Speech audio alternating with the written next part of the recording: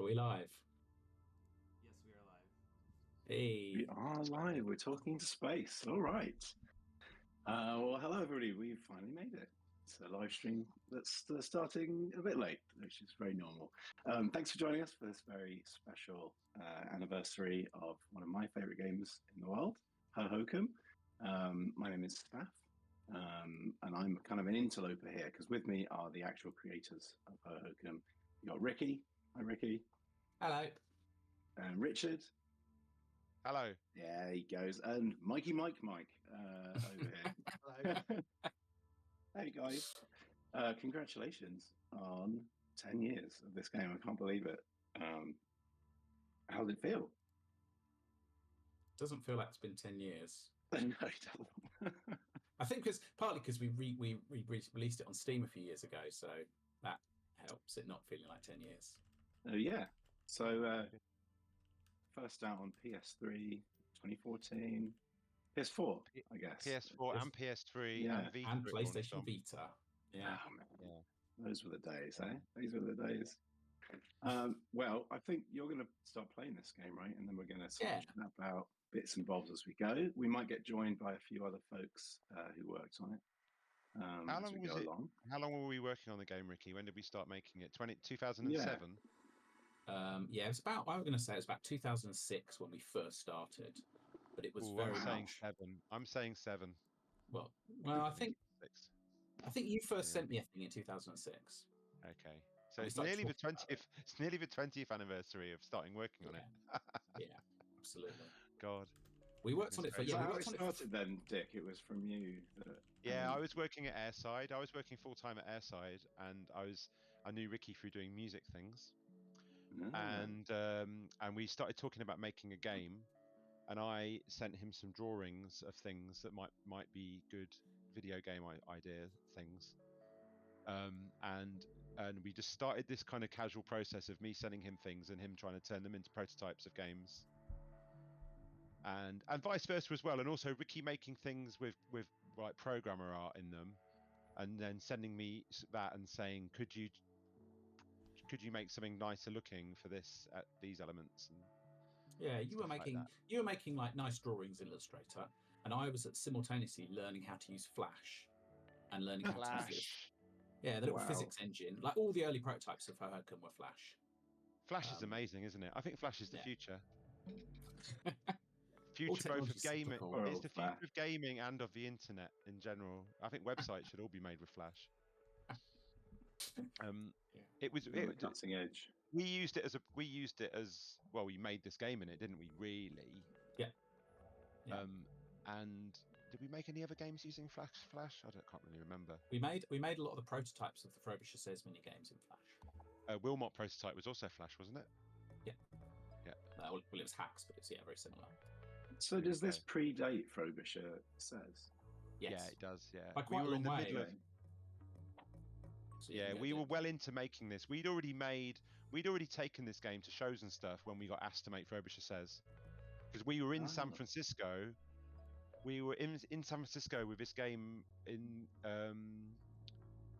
at GDC when we were like brainstorming ideas for Frobisher. Is that right, Ricky? Yeah, 2010 we had it in the IGF, didn't we? Yeah, but Frobisher was made. Frobisher Says, for people that don't know, Frobisher Says was a Vita launch title that we made very quickly, using there was like a pool of money that PlayStation had, where they were looking to commission things, where the brief was to use the novel inputs of the Vita. Like it had cameras everywhere, and it had a back touch screen, which was a weird thing that nothing else has ever done before or since. And so we pitched this stupid idea for like a party game that uses all the inputs, and then we had to make it very quickly. Then we had to make it, yeah. Yeah, so we dropped Hohokum development for like maybe just under a year to make Frobisher. Is that right? It's about like 9 months, something like that. That's right. And then we went back to Hohokum after that. Look what's happening here. And we'd already made we had a prototype in Flash of Hohokum that really felt very much like one place in Hohokum that's quite similar to a place that we might go and look at later. But then we had to make loads and loads and loads of stuff. So it was like 4 years figuring out what Hohokum was, approximately, from like, I'm going to say sort of 2006 to 2010 or something. And then it was like another 4 years of making it, but with a 1 year gap in between. Yeah, there was 3 phases. There was figuring out what it was, then there was entering it into shows and going to shows and being in IGF and Indiecade and what's the one in Austin? Fantastic Fest and doing all that. Yeah, doing all that stuff. And then there was the actually like making it into a proper viable product for PlayStation, for Sony Santa Monica. It's nice looking at all these, isn't it? Yeah, I was wondering actually. I played it the other day, and it had been a little while, and just straight back into this wonderful world. But you know what? This early part is this. This feels like perhaps the demo. World in a way, like just finding these like little motion trackings with all the friends. Was that part of the demo? No, it wasn't at all. This was actually quite a late idea. But the number of people I've met who've said, "Oh, I've played Hohokum, I really loved it," and then I've talked to them about it a bit, and then it's transpired that they never got out of this bit. That's happened to me like 4 or 5 times, and but they still enjoyed it, so that's all right, isn't it? Yeah, part of this game's world is like playfulness and exploration. I mean, it's very, very core to it. And so I suppose if you are waiting to be prompted, this isn't the game for you, but you just need a little nudge. Yeah. Yeah, like it isn't that easy to work out how to get out of here, right? This is the, like, within the fiction of the game, this is like the natural world that these creatures live in. This is their home. This is their sort of like this is their habitat. This is their habitat. Is that how you'd say it? Yeah. And there are how many are there? How many of these creatures are there? 12. There are 12. Maybe Mike remembers. I think so. Yeah. Or maybe it's an odd number because you have it's like an even number on each side of you as you swim, right? Yeah, I think it is 12, and they've all got names. And we'll see some of those names in a bit. Yeah, as we rediscover them. It's very satisfying to watch, isn't it? Oh, so nice. Yeah, immediately grabs you. Some have gone the wrong way. I love that. They come back to you. Yeah. This is a bit of the game that Mike spent ages. Yeah, I was just about to say ages on that list. Mike. So when did you come in into the project? I can't actually remember years anymore. It was near the start, though. It was near the start of like properly making it. Yeah, it felt like you had a groundwork of several levels and plans involved. And you wanted someone to come and do some sort of Flash style gameplay work, which is what I'd come from doing lots of Flash games. And then I started on. This wasn't the first one that I started on, was it? No, No. As we said, you were working on this near the end. Yeah. I think Fairground, which was where we're going to go first, is the first thing that Mike worked on. Yeah. There's lots of weird physics stuff going on here, so it's probably worth leaving till later on for doing the kind of flux squeezing through gaps and moving them around. So what's happening here? We're going to talk about what's happening here. No. Yeah, I don't know. I'm going to hold the button and close the eye. Yes. Start the timer. The adventure begins. Well, it feels very polished, doesn't it? So pretty. Yeah. I feel like we've got worse at making games. Oh. No, I'm joking. So what does happen here? You go to sleep. Close your eye. You close your eye. Yeah. Close your eye, and all your friends disappear. It's weird holes. It's a big game. It's a big game of hide and seek. That's what it's lovely. How did you, decide that would be the main theme? Well, we spent many hours sitting in meetings, racking our brains how what on earth is all this? How are we going to tie what this is going together? on in because we were just having lots of ideas for places to explore and creatures and characters and things, but we had no sense of what the overall story is or what the kind of and we knew it didn't need to have like a really heavy story. We knew it could be fairly sort of abstract, but we wanted some kind of underlying structure, and we there's so many things that we thought about and tried and that kind of thing, but yeah, and at some point we came up with this hide and seek idea, which is a bit cheesy, but I quite like it. No, I think it fits the world perfectly. It's, you know, a game that's so much about just play and just enjoying playing, and so hide and seek is just such a, you know, the root of that same concept, really. The most basic game you can play that, you know, is super fun. Yeah. I feel like a similar thing happened to what happened with Flock with the sheep, where you're kind of looking around for a solution to it, and then we're like, why are we skirting around the idea that it's some sheep? We were trying that. Yeah, you're right, Mike. We were like, oh, these things are a bit like sheep, but in our heads they had to be some weird new thing that it wasn't exactly a sheep. And then one day we went, what if they are just literally bloody sheep, and we call them sheep, and that worked. Yeah. Well, it's hide and seek. Yeah, exactly. I love that there's an achievement for making every single pop nut big. Yeah, I was going to say, I It's came horrible. in here the other day when I was playing, and it gave me PTSD. Did you do it? Did you get that achievement, Spaff? I did indeed. Well done. You know, takes you a little while. Yeah, I think making this game, we learnt a lot about achievements and about not upsetting the people that are really into achievements. Or the QA leads. Yeah, or the QA leads. It might be the only one that's sort of, you know, because the game is extremely relaxing, as everybody always calls out, and then that's the only thing about it that's hard. That's really hard. Yeah. But it's kind of fun to have that in there, you know, for the completionist. Yeah. It looks like we might be being joined by another guest here. Hey, it's Angus. It's hard to look. It's hard to look. It's Zach. Hi, Zach. Hey, Zach Wood. How you doing? How you doing? I'm wonderful. How are you?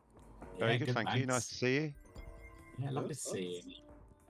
Zach, formerly of Sony Santa Monica, who picked up and published this game. When did you guys meet Zach? How did that happen? Oh, really near the start of when we started working with Santa Monica, right? Yeah. Was that 2011? I think so. Maybe end of 2010. Yeah, sounds about right. Then. We were at, we had it at Fantastic. No, we had it at the one that's in the fire station. What's that called? Indiecade. Mm-hmm. And we met. I don't know where we met you at Indiecade, Zach. No, you met me shortly after. I think. Yeah. Yeah, I remember that demo really well. It was wonderful. Yeah, it's the water park, right? Just like all you did was pick people up and put them on a water slide. Yeah. Such a happy place. I saw you just tweeted through the Holopons account the one of my favorite animations in the game, the table flip from Funfair. Oh yeah, that's an Angus animation. Which I didn't find until after we released the game. I didn't even see that before we launched. Yeah, I love so much discovering new animations. It was so good. The animation in this bit is great. I think this is some of the best animation in the game. That's beautiful. Was this Jimmy? Was that Mackie? No, this is Griff. This is a guy called Griff, and this is all he. This is the only bit of the game he worked on, and I gave it all to him. And he lives like a 10-minute walk away from where I live, and I still know him. He's a lovely guy. Yeah. Oh, it's so good. Look how those guys disappear into their things when they. Yeah, it's so good. I need to open it up. Right. Sorry, but we have to move on. Okay. We've got a schedule. I think Angus is trying to get in if anyone's got the keys to the door and can spot him. Oh, I'm looking at the wrong screen. Our Shadow Puppet Master Jeff will be letting him in shortly, I believe. These are a load of boats from a bit a bigger level that we originally made called Regatta that we just couldn't quite make work. you remember that, Dick? There was like a level where there was a load of big boats. Yeah, kind of. Yeah. And then these were like the best bits that we saved. There's a few other bits in other bits of the game. So this is like a mini level. You can save a thing like that. Yeah, this is like a mini level, isn't it? Like what do we used to call these hallways? Hallways, yeah. Yeah, there's 2 good places to go here. I think you should go to that bottom left one. That's where I'm going. There you go. Do you remember when the hallways were decided upon? Because I feel like that was something that came on fairly late. Really late. And really just adds so much. Yeah. Yeah, it was when we figured that out, it was a nice way of just like rescuing things that we loved or finding places for things that we'd made for other levels but just didn't really fit in there. This was the first thing we made. This the thing that we were showing at IGF and Indiecade and whatnot. This is basically it, isn't it? Like, it's not exactly the same, but aesthetically, the art, characters are all the same. The characters, are all the same. Everything, the colours are that first thing that we made. Yeah, that's quite interesting because this is one of the more complex levels, I would say. You know, it's got quite a lot going on. Yeah, we grew it out. The concept of the riding. Yeah, it was originally 3 levels. There was originally the fun fair, and then there was the level with the big kind of god creature, and then there was another one as well. And then slowly we just edited and whittled, removed things, added things, and we just ended up with 1 plus a hallway. Yeah. It's also arguably the most iconic piece of music in the soundtrack. I'd say this. Yeah. Yeah, I mean, I guess it's the one that people associate. Good time to get into the music. Like, you know, this game introduced me to Taiko. You know, it's got such an incredible connection with all the ghostly musicians. How on earth did you manage to swing that one? We didn't know who Ghostly were really, but we just knew a bunch of the musicians. So when we started working with Sony, I think Zach, you said make a playlist of stuff that you like, make a playlist of your influences. Yeah. So we did that. We sent that through, and then there was a music licensing guy, Alex, at Sony Santa Monica, and he listened to our playlist and he went, "Well, a lot of these artists are on Ghostly. I know the guys from Ghostly. Why don't we just talk to them?" We had no idea that so much of we had no idea that about half of our playlist was all artists on the same record label. That was just, I guess, because we're not that interested in record labels. But yeah, they were. And so we started talking to Ghostly, and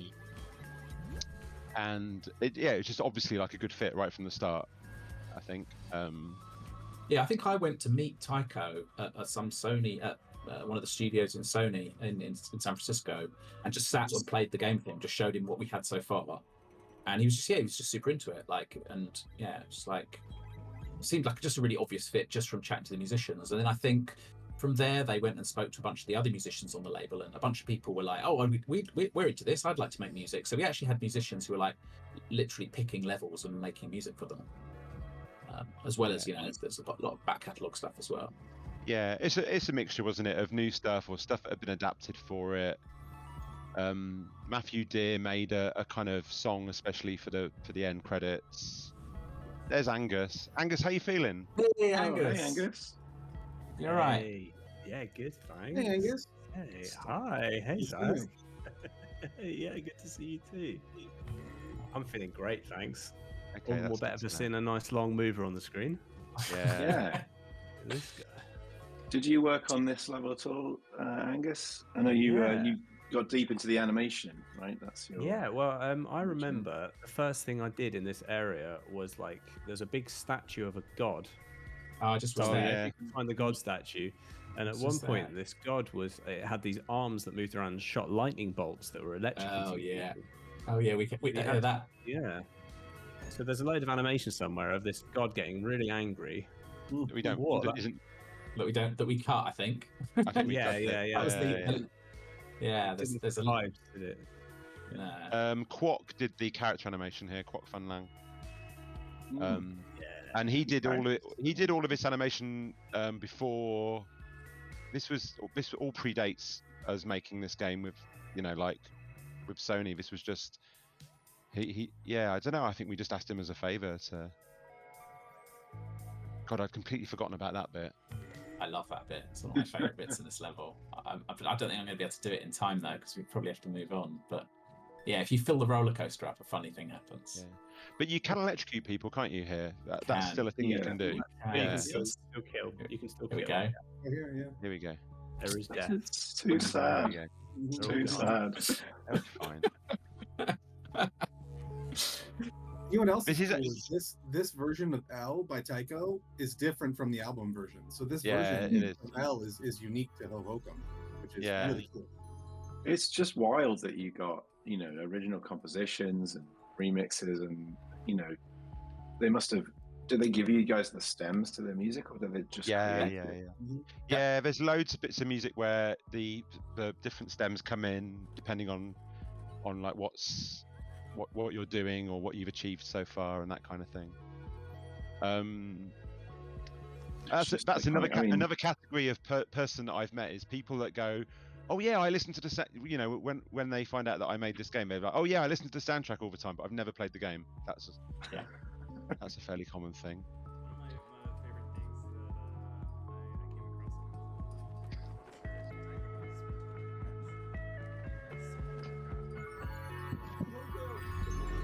That's good. That's brilliant. Yeah. Awesome. I'm looping back now. I'm going back through the iMonk level. Oh yeah. Oh, I really like this. I really like this corridor. This was brilliant. Figuring this out. I'm gonna interrupt real quick because we have some questions in the chat. Okay. It is indeed. Yeah. I still wear my Sound Shapes t-shirt. What a great game. Oh, that was it. Yeah. That was another Sony Santa Monica game. Yeah. Man, you guys published so many cool games back then. It was really great. Oh. Is there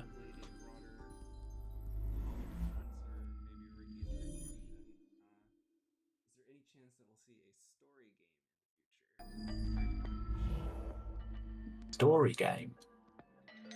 Well, I mean, I Am Dead's a story game. I feel like we definitely tired our story muscles making that game.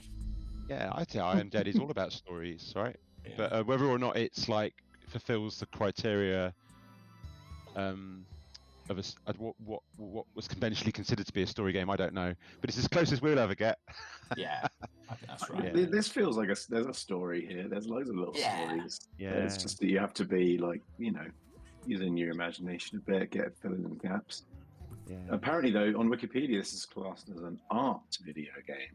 It's an art video game, yeah. Video, sure.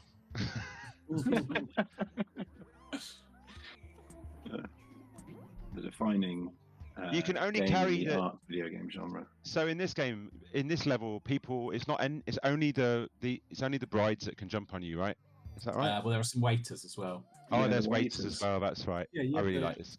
You have to get the glasses filled with wine. Yeah. Yeah, got to dip them in the wine ocean below. I can't remember how to find the waiters. Go down. Where are they? You have to activate all the guests first, I think. You have to, is that what you do? That's right. Thanks, Spaff. And ring the bell as well at the top. Right? I think you ring the bell when they get married, don't you? Have you got the FAQ up? I think that kicks it off, and then you can give them wine. Yeah. Oh, there we go. Wedding's right. happening. This is what happens. You first want to choose a bride. Okay, so they're now married. Mackie did all the animation in this level. Dancing away. I love her. She didn't get married. She's just like tearing her bouquet to pieces. Yeah. Like, does anyone notice little details like that? I'd like to think so, but you can waft the rose petals around. But that's the story. The fact that this bride here that you didn't go slowly, Ricky. Go slowly. Right. The bride here that didn't get chosen is like tearing up her bouquet, being sad. No, so yeah. Sad. And then what about the guy? Because there's also a bridegroom. I don't know where around. He's fine. He's fine. He's dancing with the priest. Yeah, he doesn't care. Yeah. Right, come on, waiters. There they are. So now we can take their drinks to people. Someone in the chat says the rightmost person was very quiet on the stream. I'm not entirely sure who that is, because for me, it's me. Oh, it depends. I think But it was might be me. Angus. It might be me because my mic was not loud enough. Can the person describe what the quiet person looks like? Yeah. Which one of these fine gents is too quiet for you? Okay. Right. All fixed. I'm going off to the kite world now. Also, side note, I just noticed Joel Corlitz is in the chat, so everybody say hi Hey, to hey, Joel. Joel. Oh, amazing. Joel, hello. Let's go and listen to some of Joel's music. Mm-hmm. Yeah, Joel made all the music for the hallways. Incredible. It's fun. Yeah. Thanks, Joel. It's Joel. Oh yeah. Oh, this is. I great. find this particular music very strange because it's been my wife's ringtone for about 8 years. What, this hallway? No, about 9 years from when the game came out until her phone died about a year ago. This was her ringtone. Yeah. Did you have the same phone that whole time? That would be more. No, I impressive. think she managed to carry the ringtone across over a few different phones, but for some reason, That's more realistic. yeah, for some reason she's not worked out how to do it on this new phone. But, She needs a little clicky noise for when she presses a letter as well. yeah. The sound design here is so good. Oh, it's so good. The sound design of the entire game is fabulous. Yeah. There's so much part of it. Everything pops or bounces or pings. There was a, maybe Zach can tell me the real facts, but Daniel and Mike, who did audio design on the game, went to a studio in LA that just has all the instruments, right? Like it has every weird bit of percussion and every kind of weird noise-making instrument you could ever want. And you could just basically pay a flat fee to spend the day there doing anything you want. And just pulling instruments out and recording. And they spent a couple of days there just recording tons of instruments. It's great. I think we have some video of that. Of them. Yeah, of them. that rings a bell. I've seen a video of it. I just couldn't find it when I came to look for it before. Oh, I have an artifact that's relevant to this bit of the game. Yeah. I'm just chasing this annoying creature away from this old man. I'm chasing all the way here. There he There goes. we go. Now the old man falls asleep and the dog goes into the hut. This is also maybe the other main most iconic. Like what's happening on Dick's camera. Yeah. Are you gonna try and time it? Yeah. Right. Okay. So this is the bit of the game I think that we finished first. It was the first vertical slice. Like we made a whole level and it's finished and we did all the animation and we made all the characters in. And when we finished making this, we were like, oh my god, there's quite a lot involved in making a level in Hohokum. It was a real eye-opener. Some lovely animation here. I think that I'm really happy with the way that the people carrying the things juggle it around as you're moving. Yeah. Here we go, flying. Hey, that's right. Burst some more clouds. Yeah. Okay. So, kites are one of the main influences for the game in general, right? Is that right? Yeah. I guess so. Yeah. I'm pretty sure that there was a point before we even signed and started making it as a real game that me and Dick were talking about it in terms of it's a bit like flying a stunt kite. And the feeling of the controls, the way you can make the thing go really fast and you can make the thing go really slow, and it has big turning circles, and it just feels like a kind of performative thing to do. You definitely can get better at it, even though there's no reason. Hey, there you go. Yeah. Hey. A little bit of self-promotion. Okay, what things we got? We got an owl. I know there's a dragon. I'm trying to remember what other things. These are all things I did, I think. And the spinning trees. This is some of the first stuff I did on the game. Yeah, you definitely animated the spinny trees. Yeah, I did the kite. I remember doing the kites. Can we you look did at the kites? Can we look at some of the freezes? Oh yeah, you did animate the kites. Yeah. Kites are wonderful, and they also inspired one of my favorite bits of marketing for a video game of all time, which was the kite flying contest. You guys made a kite. Zach, was that your doing? Yeah, that was amazing. And who was the kite maker? He was this famous kite maker in the UK, right? You remember that? Getting out of the packet. I don't. How did Oh, who there was it this is. pipe maker? Here it is. Wow. Yeah. This is the art. It's a very big kite. Very big kite. Yeah. Can you fly it, Amazing. please? And we went and flew it at a kite festival up in the Bay Area. Yeah, the only footage of it is a very, very low res thing that didn't Tim film it? Am I right in thinking that Tim Schafer filmed it? It's possible. No, we had someone from the video team at PlayStation recorded it.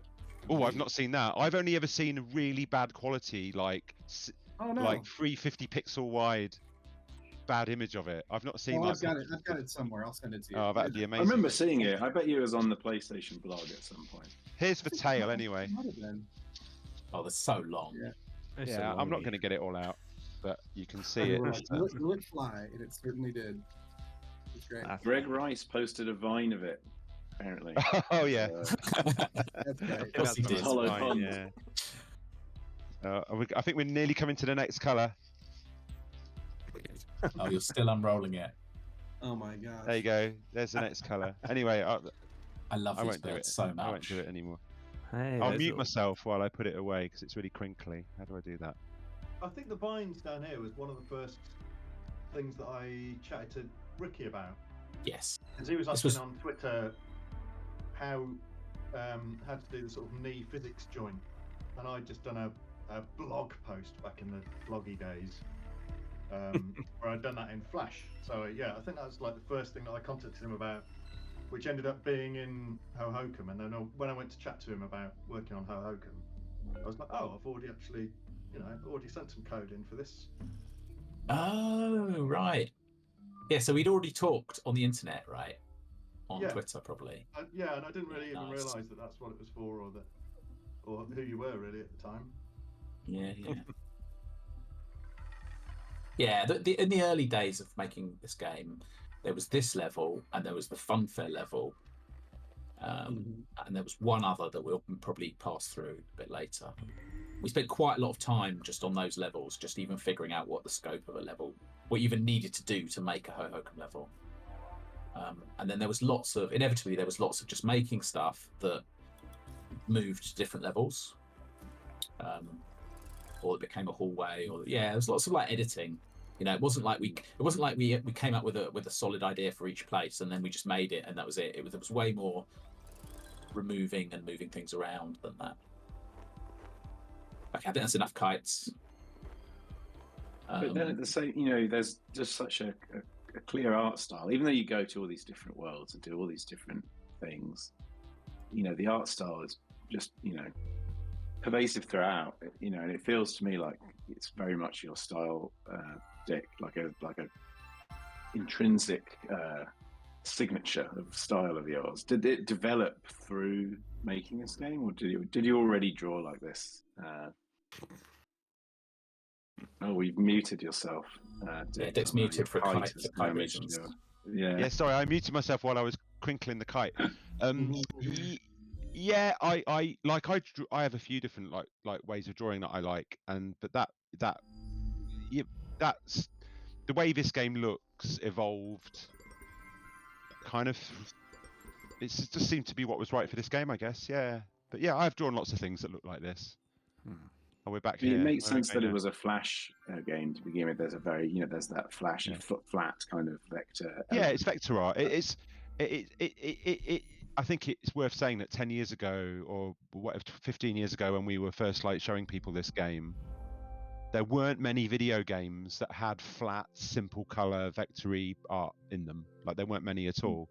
There was like maybe Patapon, and what's that game? Loco Roco. Oh yeah, that was it. Basically, it was really it was unusual. I guess it's still not that common, but I like this bit. Alien hominid, perhaps. I think there's two things that separate Hohokum and Dick's art style away from those games. Is that there's a lot less tweening in Hohokum. These are very technical animation terms, and the other is that Dick. There's not that many people know this about Dick. He's allergic to parallaxing. He's got quite a strong parallaxing intolerance. Parallaxing in the game was kept to a minimum, so you'll see. Almost none. Yeah, it's really interesting. It's actually very considerate of the team to be able to work with Dick's album. Yeah, thanks. Yeah. Yeah. The way that the music comes in on this one and all the sound effects as these lights turn on is really good. This was a really early level, right? I think this was when we started going, we need more places. This was one of the first things you drew, Dick. Yeah. And there's very little what you'd call gameplay here, other than just like looking at these things and making them all appear. There's a bit of gameplay up here. There's a bit of gameplay up brief here was you wanted everything to look a bit like sort of microbes and microscopic organisms. Yeah, you did these, didn't you, Angus? These little guys. Yeah. These little constellations. Did we ever find out which of us is the quiet one? Wait, what?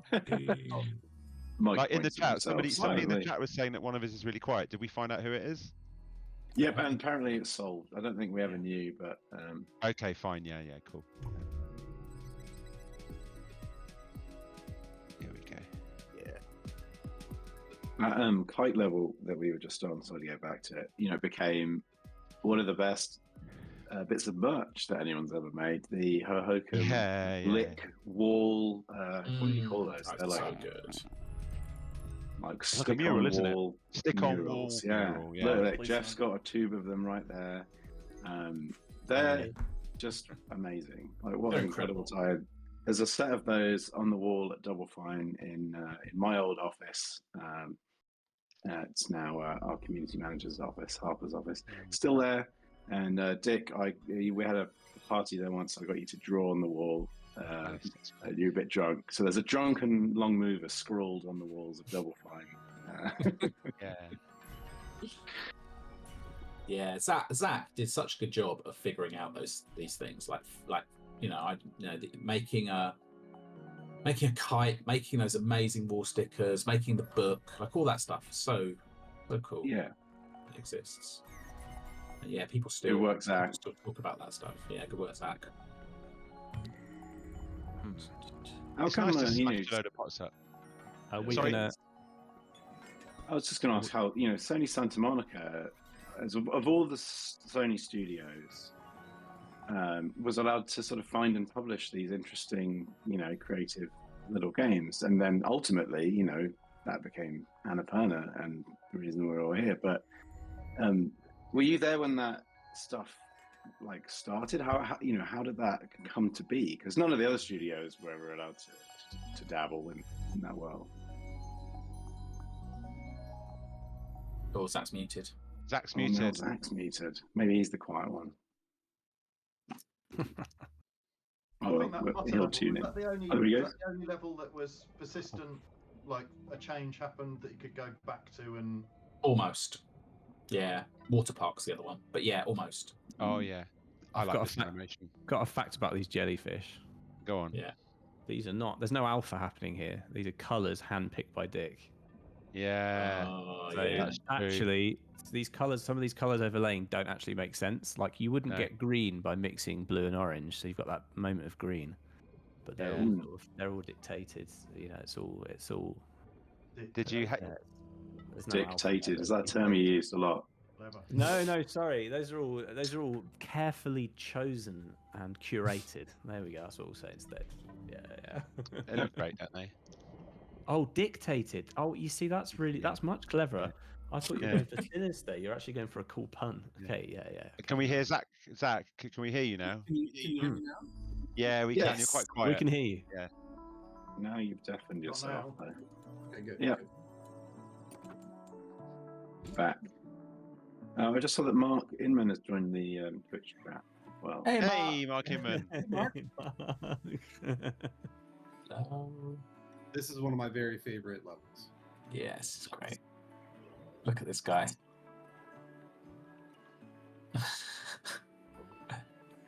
It's nice to, most of the levels you feel like you're flying, I suppose, but it's fun for this one to, suddenly feel like now you're aquatic, like it's a different environment. The physics feel different. Yeah. And the audio changes in and out of the water. Yeah, it does. Yeah, I don't think that comes across very well on this stream, but it does. There's the squanker. That is the squanker. So let's go back to the start. At the start, there's a fisherman, and he's looking for somebody. We had lots of trouble playtesting this level, didn't we? People didn't understand what they were supposed to do. I'd say that's true of all the levels. Yeah, that's probably right, actually. There was a lot of playtesting. I think you'll find people still play this game to this day and still don't understand what they're supposed to do. Yeah, yeah.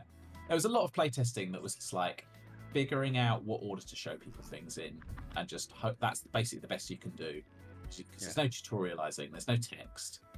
The main thing you can do is try and ensure that they're more likely to fly past one thing than another thing, and that kind of means that the narrative hopefully gets into their brain a little bit. And it sometimes works and sometimes doesn't. It's such a freeform game that people are always just going to fly off in the wrong direction for the story.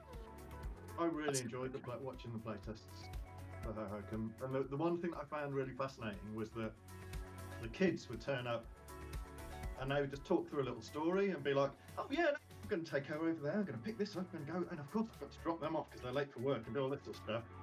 And then a lot of the adults would be thinking about like video gamey, like what buttons they should be. What are my objectives? Yeah. And the kids would just steam through it by making up these stories and get every point. It's really interesting. Yeah. You know, there's comments in the chat about the same thing. The not knowing and discovering is one of the best parts of this game. And the game isn't so much about figuring out what to do, it's just doing. It's not what you're supposed to do, it's what you can do. And, you know, both of those things are absolutely true. Like, if you're stuck in that mindset of, like, what am I supposed to be doing here? You have to, like, get out of that. It's like, no, just be here, you know? Just explore and have fun. Yeah, we talked about having, like, a splash screen at the start of the game that's just, like, says something along the lines of, look, just don't worry about this too much. But yeah. Couldn't figure out exactly what it would say, but, like, that sort of sense of just, like, look, try not to, like, get caught up in, like, thinking this is a video game you have to complete. Just, like, you know, fly around and have a nice time. I think that like since then I'm more of the look, there's the rusty pool. Ooh, nasty. I think there are places where this game is a bit too obtuse. I think there are things in this game that, as far as I can tell, well, there's at least one thing in this game, but if anybody's found it, they've not put it on social media, as far as I know. Yeah. Wow. Yeah. Is it time to reveal it, or are you just waiting for someone to? Let's not reveal it. Good. It might be in an FAQ. I should have a look and see whether it's mentioned. Oh, look, you've got some rusty burbots. Yeah, where are the? Oh yeah, they're the same as for Flock, right? There's loads of really good art stuff happening in this. Mike, did you do the masking on the rocks? No, that was Anthony Bowler. That was Anthony Bowler. I did it originally badly, which is how most programming happens. I had a first go, and it sort of worked enough to go, yeah, look, this could be a thing, and then a more skilled technical programmer had to actually make it work on all the PlayStation platforms. Yeah. So we've rusted up the Scranker now. We can take the Jelly Girl off the Fisherman, and she just follows you really slowly. Yeah. I love how she turns into a ball of mozzarella whenever she hides. Yeah, she does. Yeah. It's interesting. It's a great idea. Yeah. But it's a burrata actually. But yeah. Oh yeah, of course. We have to wait, don't we? We have to wait for the tides to join these. Oh yeah. Oh, my little guy, look. He's so great. There we go. Now you get across. Another of my favourite things about working on Hohokum was just she goes that way. The stupidity of really frustrating bits that you're working on. You know, like the Scranker went to. Yeah. Just being complete nonsense. Here we go. Get in there. Yes. Oh, amazing. If anyone's ever sat on a burrata, you know how good that feels. Hey, here we go. Yeah. Hey. Yeah. This is another thing that came on fairly late in development, right? These the name cards, the animations. So good. It's kind of complicated as well because it's not actually vectors in the game, so we had to write something that would export everything from Flash in bits, and then like animate all the keyframes from Flash after they're converted into PNGs to make those sequences. Oh, it's so complicated, isn't it? Yeah, that's really hard. I'd forgotten that that being quite the challenge. Yeah. I'd forgotten that it has the friend jumping inside the fisherman's dungarees there. That's Yeah. Bit strange. Those moments are so happy for me anyway when I'm playing them, and you find your friend and you get the little story about what they've been up to, and then you learn their name. It's just such a happy little moment. Some of the names I feel like I recognise there from Santa Monica folks. Are they named after people? Yeah, maybe. There is a Zach, right? There's a Zachariah. There's a Zachary. Yeah. Zachariah. There's the one we just saw. That's Angus's middle name. No, it's not. No, it's not Fanshawe. But there is Jeffco. Oh, you're Jeffco. Yeah, sorry. Yeah, Well, you should change it. Jeffco. I think Fanshawe would be a good name, maybe for your child. Good one. Yeah, not bad. Yeah, I like it. That's perfect. Skillfully opening that gate at speed there. You see that? It's a masterful work here. The seasoned player. Game's done quick. Take notice. Oh yeah, here we go. Beasts. Oh, these guys.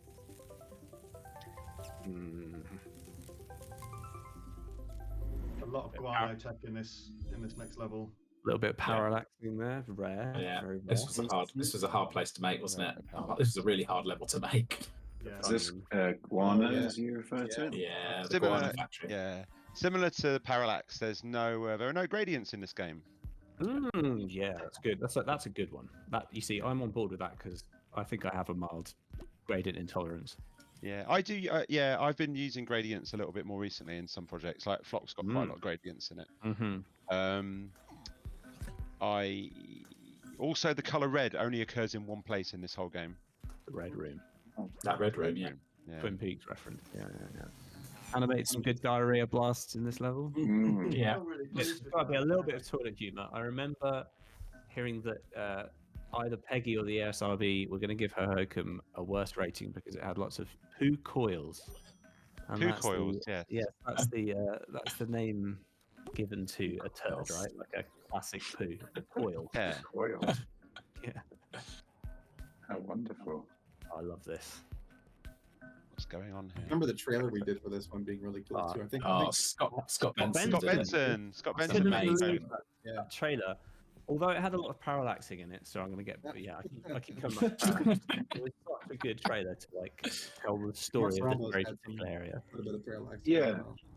That trailer, if I recall correctly, it's like turns it. I mean, the long mover might not even be in the trailer, isn't it? Just like a story of the level. Yeah, it's just like so good.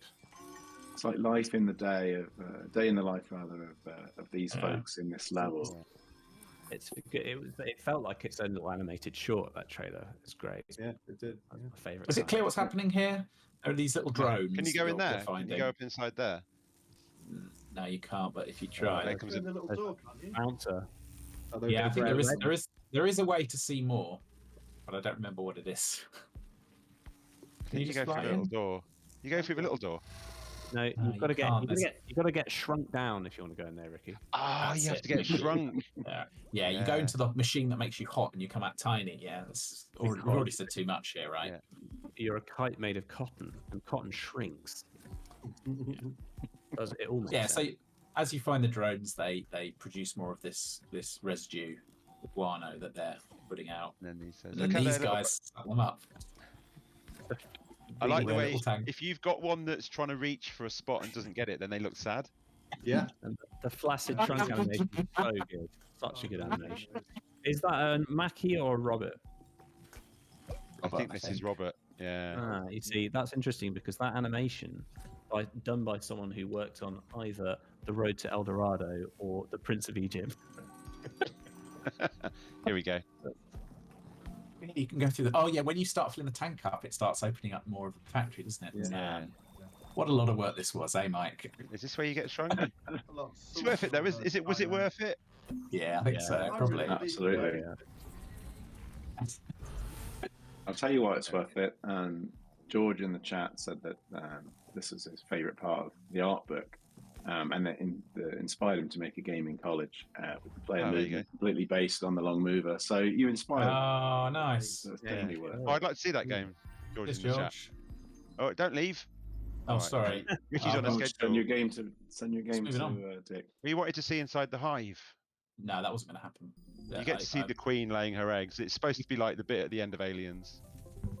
Yeah. Oh, actually, you know what? I'm going to go back in. Poop eggs, like an alien. Back into Guana because it's quicker to go around the other this way. You can see inside the hive in the trailer. That's it. You see Video game technically, but the liquid in those tanks it's not really liquid. It's done using Of course it's not. It's a computer game. Not real liquid. You would have thought it would be real liquid, wouldn't you? Is it all noughts and zeros? Noughts and ones? Yeah, it's incredible, isn't it? All noughts and zeros. Sorry, Mike. Sorry.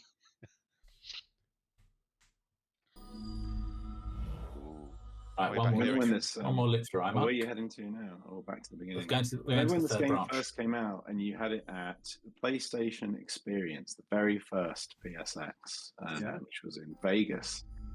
And I was working at Media Molecule at the time as a community manager. And our little community crew, which Jeff was part of, as Sony Santa Monica, we'd put together a program of things to do there. We were probably working on a little bit 2 or maybe Tearaway at that point. But one of the things I was assigned to do after volunteering was to they needed someone to play Hohokum on a giant screen above the booth while the ghostly DJs performed live underneath it. And they were like, who are we going to get to do this? I was like, well, I'll do that if you want. So that was my official job for the night, was sit on a beach bag, drink beers, play this to live performance. Is it on your CV? And, oh yeah, resume. Have you got put it on there. like VJ on your CV? Isn't this the Com Cruise track? I think it is. Yeah, it is. Yeah. Oh man, such a good song. This is the reprise of the level that we made for Indicade. Well, it's the same characters, but they're all on spring break, right? That's right. I got to animate them here. Oh yeah, you did these. Yeah, that's an Angus animation, isn't it? Oh yeah, I saw one. There's a character here that wears a little combat knife, and I think in the original animation, it's the one on the end that's. Oh yeah, there she is. Oh yeah, they used to wave the knife around, but I think that was a bit too edgy, so you made me change it, and now they just put the knife in their teeth instead. Yeah, because no video games have knives being waved around in them. It's not done. It's true. We spent ages on these curves. Oh. I remember this being a whole thing. Oh, go to the bandstand. Oh yeah, sorry. Sorry, we're just doing this. Right, sorry, bandstand. Is the bandstand here? This guy here, yeah. You can't. Oh yeah, these guys. Can you? No. Their animation is so good. Those guys in the bandstand. Yeah. No one's ever really looked at it. It's my favourite bit of animation I did for the game, I think. Oh, really? These little guys. Yeah. There's a hidden code language in this level, which I don't know whether anyone's. I think there's 2 code. Wow. There was lots in Fairground as well. We flew past some. Yeah, is it the same code? I can't remember. Yeah, I think it is the same, actually. Yeah. Didn't you decode all of them in the book? Yeah, maybe. Yeah, I think that's right, actually. Yeah, I think you might be right. You can put people on the flume and watch them go down the flume. Let's do that. Yeah, and then go to that bit where they jump through the hoop. Oh, here's one. Here's the sign. Here we go. Is this the flume you want? There you go. Oops, sorry. Yeah, there they go. Look. Oh, there you go. I think that's a good example of like what Mike was saying earlier about kids playing this game. You know, it's like just a thing that you can go, oh, I'm just putting my little guys on the flume and you know, facilitating them having a fun time. I think that's the kind of thing that I could imagine like my niece doing when she's playing a video game, but not so much an adult. Well, this is the change room. This is how the change room works. You drop people in at the top. Yeah, but they're all changed. They're all changed now. It only happens right at the Oh, no, those guys aren't. Look, those guys aren't. Yeah, there we go. Yeah. Oh, finally, good stuff. Oh, the arcade. Don't like the colours there very much. Can we patch it? Can I change those colours? There's the hot springs.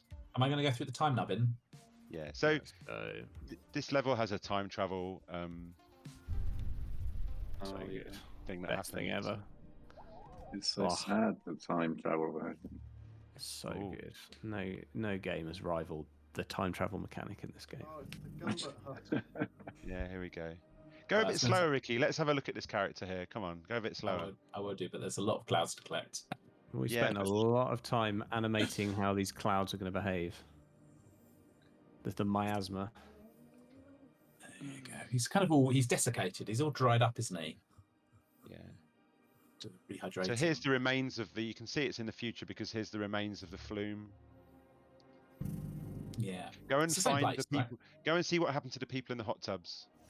That's No. Oh, I'd forgotten about that. Do you have do you know where they are? Or do I yeah, just down and left from where you were there. Down and left. Right. Okay. What did they do to the place? They partied too hard. Yeah. Go down here, I think. Oh. I don't think you put anyone in there. There are somewhere in this. There's some skeletons lying. I think it's on the sunbeds above. The sunbeds. Oh, the sunbeds. Yeah. That's one. You just went past a cloud. Sorry. It's I think it's up and to the right is where the sunbeds are. It's weird looking at this. I've not played this game for a few years, and it's weird watching this. It's like being reminded of a dream I had or something. You remember Phil Fish's quote about this game? No. He said it. Oh, He said it's a breath of fresh air in a world of farts. He did. Yeah. Yeah. Oh, look, here's the sunbeds. Look, there's no skeletons on the sunbeds. Maybe we had to take those off. Maybe we I did. think- No. I think if you drop people off on They them, were there. Oh, you have to have lying on them. You have to have dropped people off before you go forwards in time. Or you go through the time nubbin, Yeah, and then when you go into the future, they stayed on the sunbeds until they died. Is that the narrative? Yeah, of Great. course it is. Yeah. Still need. Yeah, more of lovely these Phil, bloody lovely clouds. Phil Fish. That's just nice thing to say. Yeah. And, we love that quote so much that we made a world of farts, which is this area. Oh, here we go. Here we go. That's a nice bit of animation. It's so That's good. so good. Mackie. Gumbert, I love him so much. Gumbert. Come on, Gumbert. These secret names. Look at that. It's dead chuffed. It's great. when does it itch the inside of its skull with a stick? Question. I think that I think that's only in the book. I don't think it. Oh, you can take him into the No, future. no, Yeah. Take it back into the Into past. Yeah. Yeah. So Mackie, who animated Gumbert, she came and stayed with me in Hastings recently, about 2 months ago. No. And I don't think she's ever played the game. Yeah. She's at this Now, what point. do No, go ahead. Sorry. What do we do with Gumbert? You drop him in the pool. He starts squirting people, right? Oh yeah. Yeah, stick him in the pool. Future. And he's going to cause absolute havoc. There we go. He's There in you the go, pool. you got him. Oh, he loves it in He's there, in the doesn't he? pool having Oh fun. yeah, he Yeah. sprays people off you when he's in the pool. Legend. Absolute legend. And then if you travel good. back into the future, Yeah. Yeah, Now Back you to the have. Future. So now we've changed the future, haven't we, by doing that? Yes, you've changed the future. But you've taken Gumbert into the past. Yeah. Wow. Martin Back through McFly. time. Now you're in an alternative Wow. future. Yeah. Where things are a bit different. Yeah. Oh, what's There we happened? go. That's right. Yay! Let's go. Slow down, go slow. Utopia. it just keeps squirting out at the top, doesn't it? Out of its blowhole. Look, you can see the remains of the diving boards look there with all barnacles on them. Yeah. Very good. Oh, who have we got here?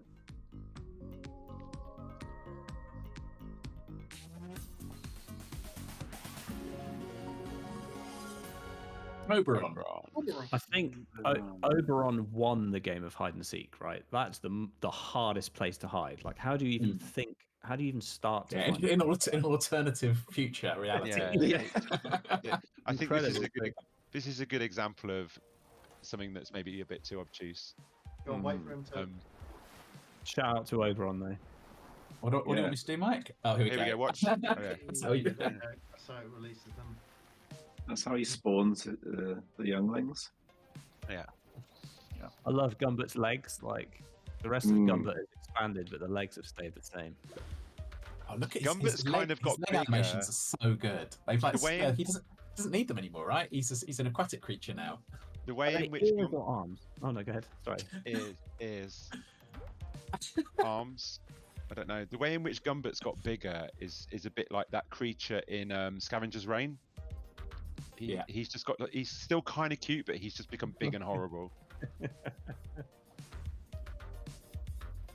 So does this have a different door out? No, you have to go back through the time now. You have to go back to get to the door out. That makes sense. Yeah. I feel like we might be nearing the end of our time on the stream. Is that right, Jeff? He can confirm it. But before that is true, is there anyone in the chat who has any questions for any of these fine folks? Just throw it in chat and we'll look out for them. And yes, Scavenger's Reign is fantastic. Ooh. Oh man. Ooh. Shame you can't see the gibbos. Gibbos doesn't have a big bit. Yeah, they're great. Oh, look.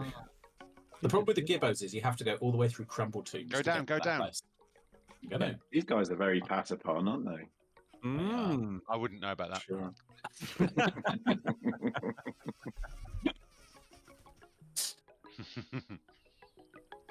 Again, this is good. Some good parallax here.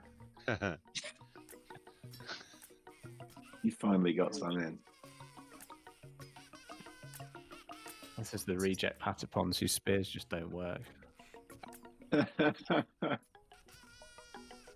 quite a hard target.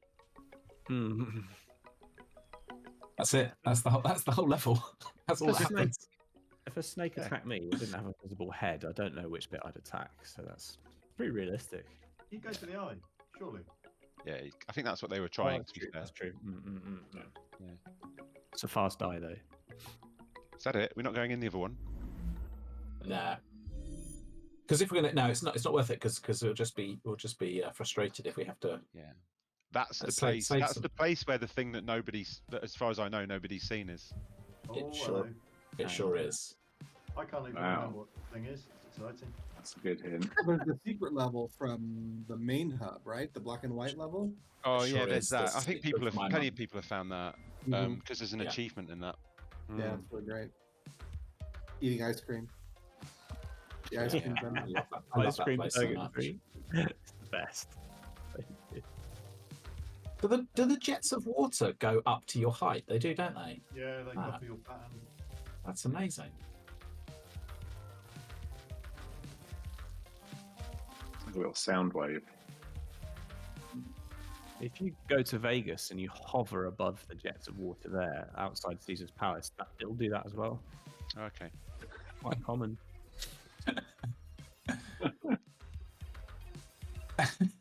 The long slide there. Oh, here we go. There's some people putting people on the Oh, they're sunbeds. just funning out there. I'm just looking at all the Yes, animations. mate, Oh, look, they go through the ring. Absolute legend. Oh yeah, what happens when you go through the ring? Oh no, they go through the ring. They just go through the ring, yeah. Yeah, they can't go on because they got the wrong clothes. Here we go. It's Off we just go. like, oh, Hey, off he let's goes. make them jump through the ring. Oh, great. Get these guys changed. So this guy with the horns and the armbands on, the animation file name for that guy is Tom Cruise. Yeah. That's an interesting coincidence, isn't it? Yeah, that's before Tom Cruise was involved with the project. Yeah, He's the shortest of all the characters as well in this bit. that's why. Nice. You guys are on a hit list. I'm being careful because Tom Cruise might be watching the stream, so Absolutely. Yeah. I'm not going to say anything bad about Maverick at the end of the day.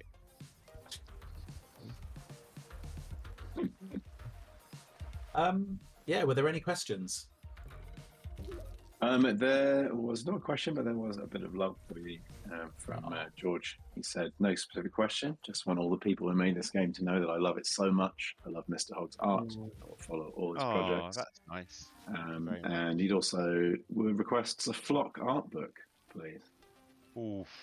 No, not unless I have literally nothing to do with it.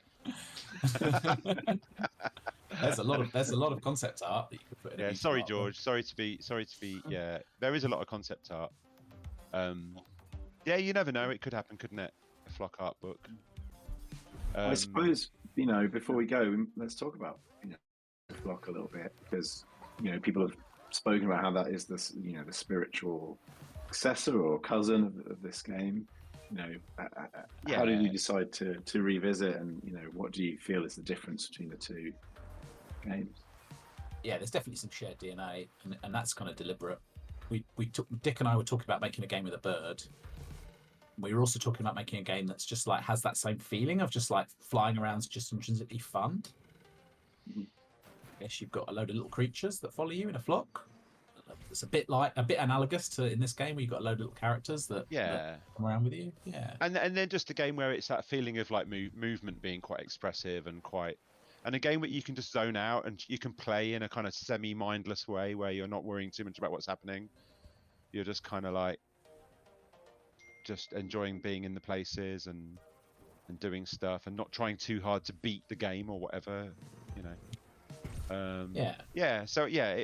we very much wanted to make a game that felt a bit like this game, but at the same time we wanted to make it a bit more gamey in the sense of it has things like it has numbers on screen on the screen that tell you how many of a thing you've got and stuff like that, which when we made Hohokum we were dead against anything like that. We were like, there'll be no on-screen UI at all, there'll be no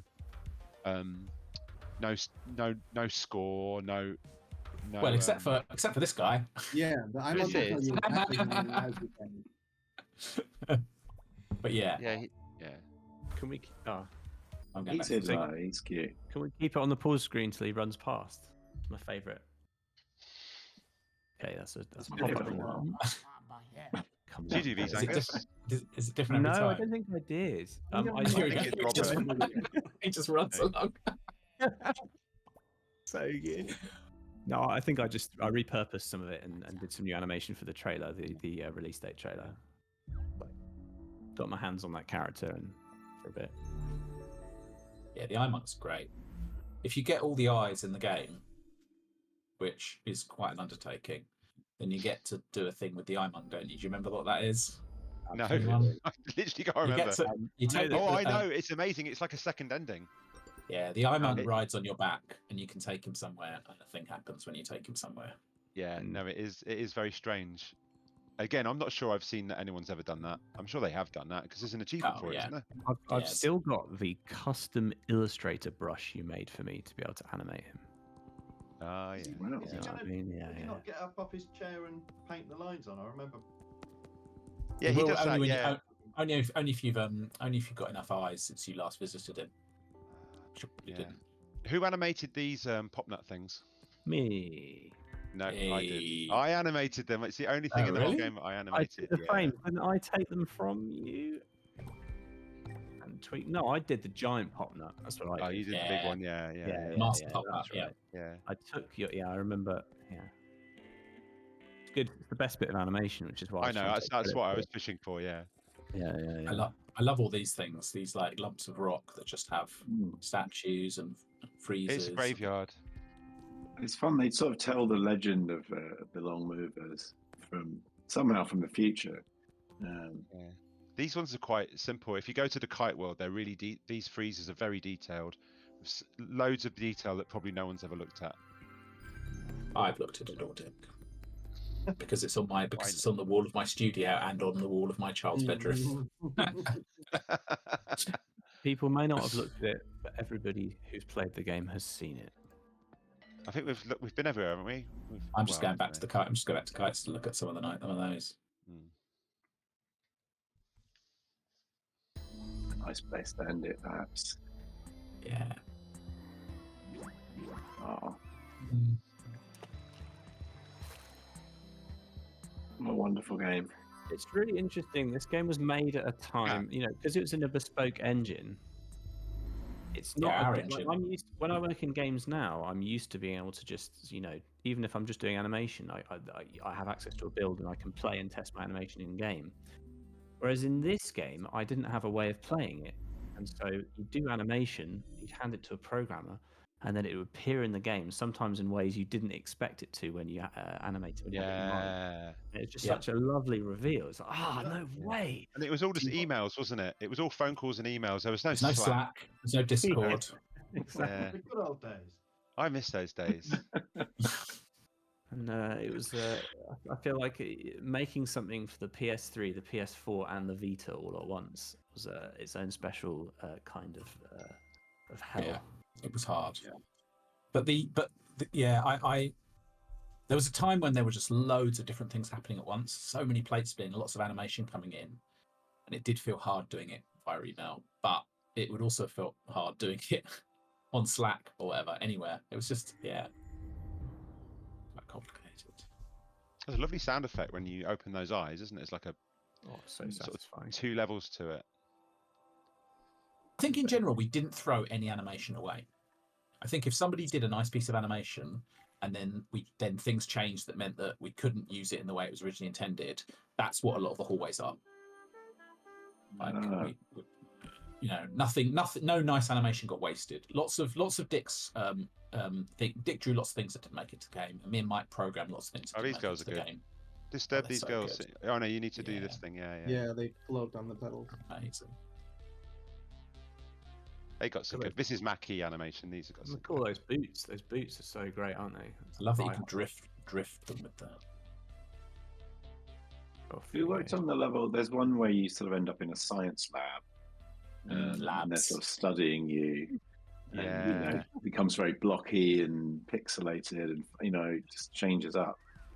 I think. Do you do anything for that, Angus? And it's like there's two like crocodile two characters. Crocodiles. I think that's Mackie. Did the animation for that? Mate, those crocodiles are just so good. There's the bit where there's a creature running around in the background and they're sort of panicking. Oh yeah. It's so good. Yeah. That's quite hard to find that level, isn't it? It's quite deep in the game. Because I think I've casually played this game a few times over the years, and I've never found myself there. I don't know how I'd get to it. Yeah, there's labs and also the fun spot place that has loads and loads of different ways of lighting up fun spots as you fly around. Were just like little programming toys that I just spent ages tinkering around with, and eventually became a level. Crocodiles were the last thing we added, weren't they? We were like, we need something here that makes it not just be some weird squares. George wants to know how the long mover was implemented. Is there physics behind it, or it feels like the backbone of everything, really. There's no physics behind it, but there's lots of code. So it has like a force. And it has drift and it has subtle gravity to it, but it's all just hand cranked, right, Mike? And then all the points that it lays make a kind of trail, but then that wobbles itself, which is again some kind of hand cranked system. I think that's true. I think the colours are on a. Go ahead, there's a Mike. 2D physics around pulleys that the head can kind of bounce off and slide along. Yeah, box 2D. Yeah.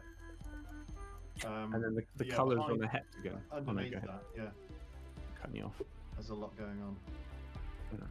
Yeah, we were the tweaking. colours work.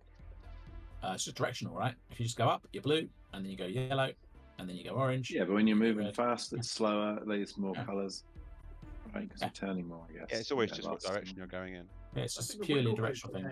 It's Wiggle boost. Yeah, I spent so long on Wiggle Boost.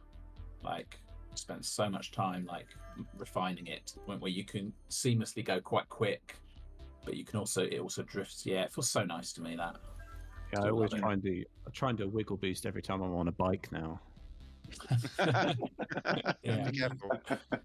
Yeah. Those kaleidoscopes in Homeworld are great too. Yeah. Oh yeah, you missed that, Zach. You missed us looking at those. Oh really? Yeah, we started off there. How many have we got? So as you collect the long friends appear back here, don't they? Do they appear in this bit? Do they, or I have to go and find them in the main room? No, once you've started. They by their exits, but I don't. Have we got any? You've only found 2. They'll be in here somewhere. There we go. Yeah, they do up their exits. Come on. Oh yeah, and there's the other one. That's enough. 3's enough to do a thing. There we go. Fanshawe and Oberon. Oh yeah. Oh yeah. So satisfying. So good. Press the share button now. Yeah, I mean, this definitely feels like you're sitting here programming, having fun. You know, look at this thing I've invented. Yeah, it's just you spent a long time on this, Mike. Yeah, All these little toys. Oh, there you go. Back in their natural habitat, which I suppose is a good place to leave them. Yeah, I'm just concerned that there might be people watching this on the West Coast who are going to be late for work. Well, that does include me, so I should probably. Yeah, I know, that's what I was thinking of. Yeah. Work. But work this morning by the sounds of it. Yeah. Thanks so much for doing this, folks. folks. Coming. Yeah, thanks for making this game, all of you. This is one of the best, just most beautiful, wonderful video games that anyone's ever made, and I'm so happy that you made it, and that we can celebrate 10 years. It's 20. And see you in another 10 years. Yeah, we'll all be back in 10 years. Oh, thanks for everyone for tuning in. Hopefully you snagged a code, or you probably already have the game. Let's all go play Hohokum all day and skip work. That's what I think. Okay. All right, Jess, feel free to take us off phone. All right. Thanks, y'all. See you later, folks. Thank you. See you, Zach. Thanks, folks. Bye-bye.